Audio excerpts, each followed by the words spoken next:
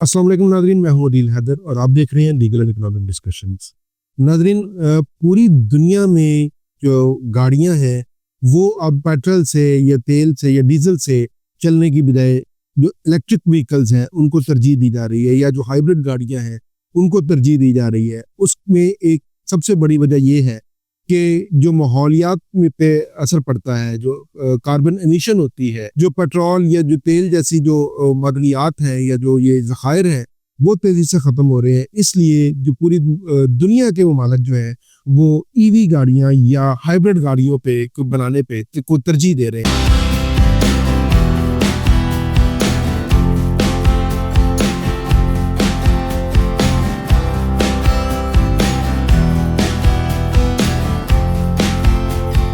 पाकिस्तान भी इस सिलसिले में इलेक्ट्रिक व्हीकल पॉलिसी 2025-2030 पेश करने जा रहा है, जो कि तैयार हो गई है और इसको तकरीबन 60 से ज़ायद एक्सपर्ट्स ने तैयार किया है, जिसके अंदर मुख्तलिफ पहलुओं का, मैन्युफैक्चरिंग का और कार्बन एमिशन का, पेट्रोल की बचत का, बिजली की जो कैपेसिटी पेमेंट्स का हमारे ऊपर एक बहुत बड़ा बोझ है उनको मद्देनजर रखा गया है। मैन्युफैक्चरिंग का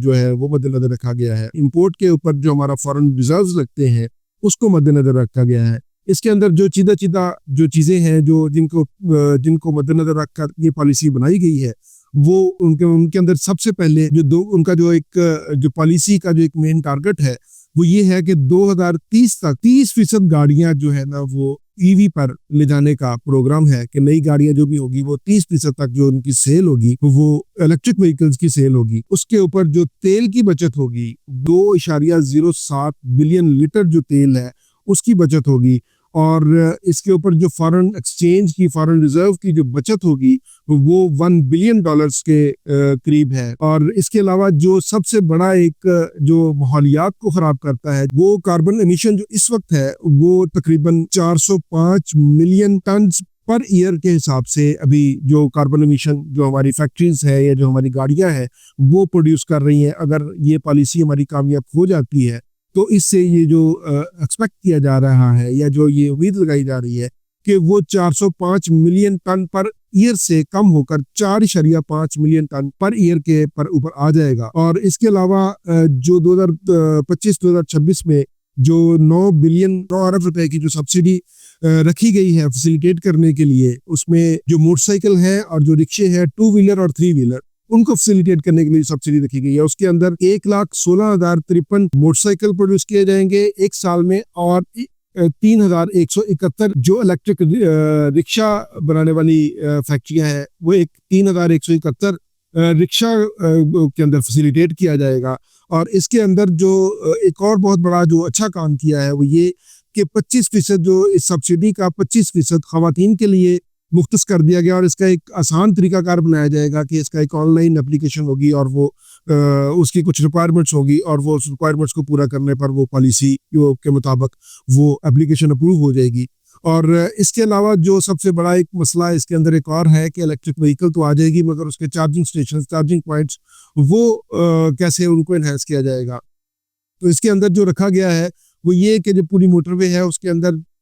40 के करीब जो है वो इलेक्ट्रिक चार्जिंग पॉइंट्स हैं या जो इलेक्ट्रिक चार्जिंग स्टेशंस हैं वो बनाए जाएंगे, जिनका दरमियानी फासला एवरेज जो है वो 105 किलोमीटर होगा, जो कि एक सफिशिएंट फासला है कि जहाँ पे अगर आपकी चार्जिंग ख़त्म होती है तो 105 किलोमीटर का, तकरीबन 105 किलोमीटर पे 105 किलोमीटर पे नया चार्जिंग स्टेशन आ जाएगा। और इसके अलावा जो मोटरसाइकिल और रिक्शा बनाने वाली जो फैक्ट्रियाँ हैं उनको ये फैसिलिटेट किया जाएगा, इनकरेज किया जाएगा कि वो अपनी प्रोडक्शन जो है वो 90% तक पाकिस्तान में ही करे, और उनको उसके ऊपर सब्सिडी दी जाएगी और उनको इनकरेज किया जाएगा, उनको फैसिलिटेट किया जाएगा। और इसके अंदर जो सबसे बड़ा फ़ायदा ये होगा कि हमारी जो बिजली है वो, क्योंकि बहुत सारे लोग सोलर पे जा रहे हैं और गवर्नमेंट के पास एक एक्स्ट्रा बिजली मौजूद है जिसकी कैपेसिटी पेमेंट बहरहाल गवर्नमेंट को करनी होती है, और उसके ऊपर ये है कि कैपेसिटी चार्जेस, क्योंकि जो प्रोडक्शन होगी वो कंज्यूम भी होगी, और जो कैपेसिटी चार्जेस है उसके ऊपर भी जो है ना वो काफ़ी बचत होगी और गवर्नमेंट के रेवेन्यू में इजाफा होगा, जो कि मुल्की फलाह के लिए लगाया जा सकेगा। नाज़रीन, ये एक इलेक्ट्रिक व्हीकल पॉलिसी है जो पेश होने तकरीबन 1 महीने में ये अप्रूव हो जाएगी और ये पास हो जाएगी। ये नेक्स्ट 5 साल के लिए ये पॉलिसी पेश की जाएगी और ये इसको अप्रूव किया जाएगा और इसके ऊपर काम शुरू किया जाएगा। और जो सबसे बड़ा मसला पाकिस्तान का 2 मसाइल मेरी नज़र में 2 मसाइल हैं। एक जो पेट्रोल को या तेल को हम इंपोर्ट करने के लिए फॉरेन रिजर्व खर्च करते हैं, और दूसरा जो कार्बन एमिशन है जो हमारे माहौलियात को ख़राब करता है, हमारे माहौल को ख़राब करता है। हर साल आप एक सर्दियों के जो आगाज़ का मौसम होता है या जो धुंध का मौसम होता है उसके अंदर आप स्मोक जैसी एक मुसीबत का सामना करते हैं। उससे भी छुटकारा हासिल करने में हमारी जो है वो इसके अंदर मदद मिलेगी, क्योंकि इसके अंदर जो आहिस्ता आहिस्ता ग्रेजुअली तमाम गाड़ियां जो है ना वो इलेक्ट्रिक व्हीकल्स में कन्वर्ट हो जाएगी। और जो पुरानी गाड़ियां चल रही हैं, मेरी गवर्नमेंट से ये इस्तदा है, ये गवर्नमेंट से ये रिक्वेस्ट है कि जो पुरानी गाड़ियां ऑलरेडी चल रही हैं उनको भी इलेक्ट्रिक जो व्हीकल्स में कन्वर्ट करने के लिए, इलेक्ट्रिक पे कन्वर्ट करने के लिए उसके बारे में भी कोई पॉलिसी के अंदर कोई ऐसी वाज़ेह जो निकात है वो शामिल किए जाए कि उनको भी उनके इंजन को रिप्लेस करके या उनको इलेक्ट्रिक में कन्वर्ट करने के लिए कोई किट लगाई जाए या उसके अंदर कोई बैटरीज रिप्लेस की जाए, ताकि जो ऑलरेडी गाड़ियां चल रही हैं उनको भी रिप्लेस किया जा सके और उससे भी जो कार्बन एमिशन है वो कम हो। और दूसरी बात ये कि जो पेट्रोल या जो तेल मंगवाने के लिए, इंपोर्ट करने के लिए हमारा जो फॉरेन रिजर्व खर्च होता है वो कम से कम उसके ऊपर उसकी लागत आए। आज के लिए इतने, इजाज़त दीजिए। अल्लाह हाफिज़।